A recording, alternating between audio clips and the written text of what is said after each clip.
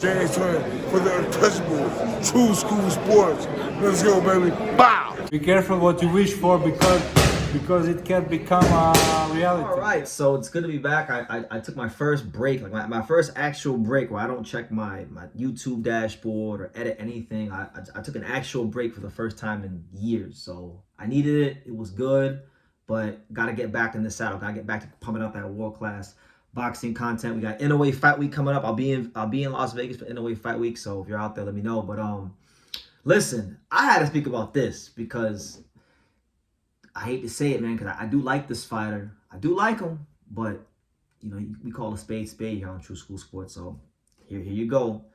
Charles Conwell exposed by Jorge Garcia. Yes, Charles Conwell. Listen, he lost a close fight. He did lose a close fight. I do think the fight could have went either way between him and Jorge Garcia. But that's my thing. Like, Charles Conwell having a close fight with Jorge Garcia is in of itself him getting exposed, because this is a guy that was looked at to be an upper echelon caliber fighter. And, you know, when a fighter loses a fight, there's always a lot of things that they can point to. You know, sometimes fighters will say, well, I haven't been active. Well, that hasn't been the case for Conwell, because Conwell has fought since April of last year. He's fought, what, one, two? It was his fourth fight in the 1 year span. So he was fighting at a steady pace, so he can't use that excuse, right? Then they may say, like, oh, well, I didn't have the experience to fight a guy like that, right? Well, you can't say that with this guy, because this guy had 4 losses. You know, decent fighter, but not no world beater by any means. You know, he had a good win against Rourke Knapp and Kudratilo Abdulkakarov. You know, fighters that are just solid guys, like solid fighters. So he himself was a solid fighter, right? Solid guy, competent professional, but not upper echelon contender, not, you know, world championship material. Conwell is looked at to be upper echelon talent, upper echelon world championship material. You know, this is a guy that has his name in the mix with guys like Bakram and Virgil Ortiz and these kind of fighters, and you lost to just a solid guy. So when that happens, I hate to say it, you got exposed, right? And and watching the fight, and hold on, but before I get to the fight, one thing I want to clarify: just because a fighter gets exposed, listen, guys, like Diamond Dallas Page, the wrestler, once said, you know, losing ain't a bad thing. It's a good thing if you make it a good thing, if you learn. So you know, Conwell can come back and get better. But getting to the fight, from what I saw, I feel like Conwell had his fair share of moments and successes pushing him back, and was landing some really hard, precise shots off the front foot. But the thing is, Perez was able to take a lot of those shots. And then as the fight wore on, this guy's a big guy. As the fight wore on, he was actually able to push Conwell back, and he was able to win enough exchanges to give off the impression that, hey, he was the ring general in the fight. Now, it was a close fight.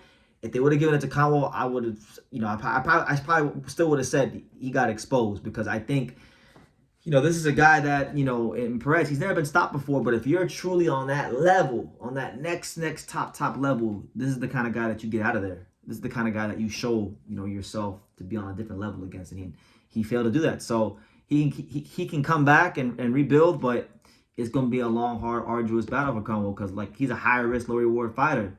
And, you know, in boxing sometimes, like, and we're very guilty of this in the media. Even me, like, I was singing the praise of Charles Conwell because he was doing things that were praiseworthy in the ring in these last couple of fights. But sometimes you can get fighters where they're so underrated, and then the media starts saying, yeah, they're so underrated that they actually become overrated. And it was proven on this night. So I wish Conwell success. I want him to come back, and, you know, I think, honestly, I think those two should run it back. I think that fight was so close. There wasn't really a clear winner. Like, you could say you think Conwell won. You could say you think Perez won.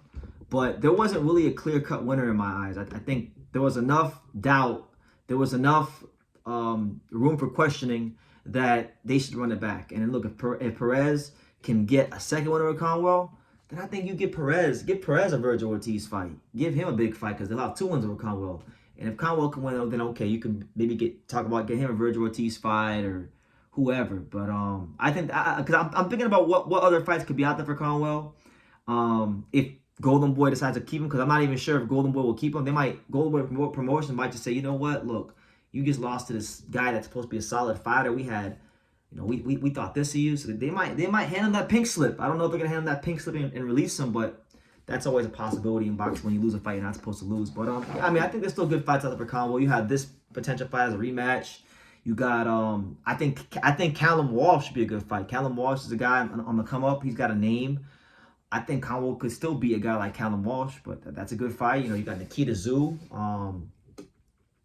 Even maybe a guy like Josh Kelly from the UK. That could be a good fight. You know, there's still good names for him. But I think this definitely stymied some momentum for him. So, you know, hopefully his team, for his sake, can get him the rematch. And if he can get a rematch, he can go ahead and avenge his loss, because, you know, Conwell, he's a very aggressive fighter, very front foot dominant, and when it's working for him, it's amazing. Like it's very effective. But what was so alarming to me in this fight with Perez is that I think that there was a lack of adjustments from Conwell. And, you know, at that world class top shelf level, the main thing you need to succeed and prosper and achieve what you want to achieve in the sport is adjustments. You know, look at all the great fighters, Floyd, Terrence, these guys. These guys are great because of adjustments. There were not really anything as far as adjustments made from the Conwell side of things. And this guy was able to take his shots and push him back at times. And he just, at times in the fight, he ran out of ideas. So, look, a good win for Perez. Perez, I'm not going to act like I knew a lot about him coming in. You know, I did watch the Rourke Knapp fight. That was a good win for him. You know, and to beat Abdul Kakhrav is a good name as well. So he's a good fighter, and maybe he's maybe Perez is going to go on to become one of these late bloomers and push onwards and upwards and become a name at 154. But I think this fight deserves a rematch. It was too close on the judges' scorecards, and I don't think either guy clearly won the fight, in my opinion. But yeah, let me know what you guys think. Charles Conwell does get exposed, does take the first loss of his career. And, you know, it is what it is. Leave your comments down below. Make sure you guys take the time to subscribe. And like I say in every single one of these videos, you can love me or you can hate me. But I'm just a kid from Daniel. So until next time, take your eyes.